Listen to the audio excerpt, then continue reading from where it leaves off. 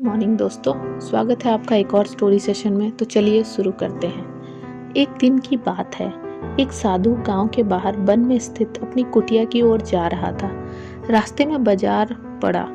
बाजार से गुजरते हुए साधु की दृष्टि एक दुकान पे रखी ढेर सारी टोकरियों पर पड़ी। उसमें खजूर रखे हुए थे। खजूर देख के साधु का मन ललचा गया। उसके मन में खजूर खाने की इच्छा जाग उठी, किंतु उस समय उसके पास पैसे नहीं थे। उसने अपनी इच्छा पर नियंत्रण रखा और कुटिया चला आया। कुटिया पहुंचने के बाद भी खजूर का विचार साधु के मन से नहीं निकल पाया और उसी के बारे में सोचता रहा। रात में वो ठीक से सो भी नहीं पाया। अगली सुबह जब वो जागा तो खजूर खाने की अपनी इच्छा की पूर्ति के लिए पैसे की व्यवस्था करने के बारे में सोचने लगा। सूखी लकड़ियां बेचकर खजूर खरीदने लायक पैसों की व्यवस्था अवश्य हो जाएगी, यह सोचकर वह जंगल में गया और सूखी लकड़ियां बीनने लगा।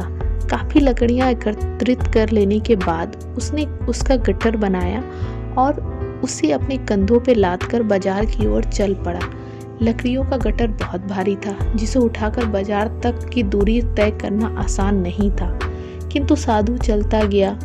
थोड़ी देर में उसके कंधे में दर्द होने लगा, इसलिए वह विश्राम करने के लिए एक स्थान पर रुक गया। थोड़ी देर विश्राम कर वह पुनः लकड़ियां उठाकर चलने लगा।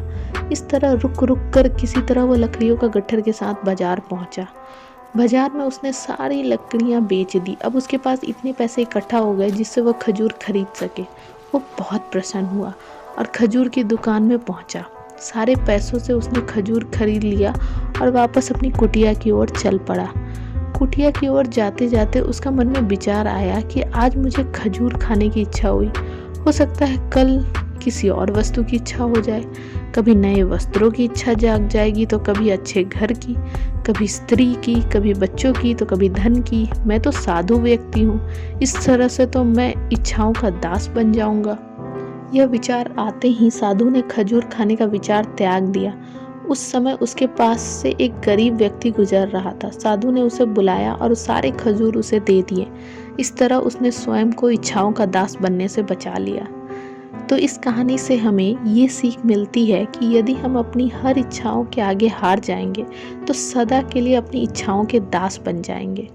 मन चंचल होता है, उसमें रह रहकर इच्छाएं उत्पन्न होती रहती हैं, जो उचित भी हो सकती हैं और अनुचित भी। ऐसे में इच्छाओं पर नियंत्रण रखना आवश्यक है। सोच विचार कर इच्छाओं का आकलन के उपरांत ही उनकी पूर्ति के लिए कदम बढ़ाना चाहिए, तभी जीवन में सफलता प्राप्त होगी।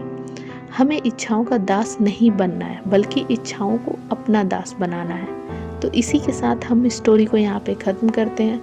बहुत जल्दी एक और नई स्टोरी के साथ मिलेंगे, तब तक के लिए धन्यवाद।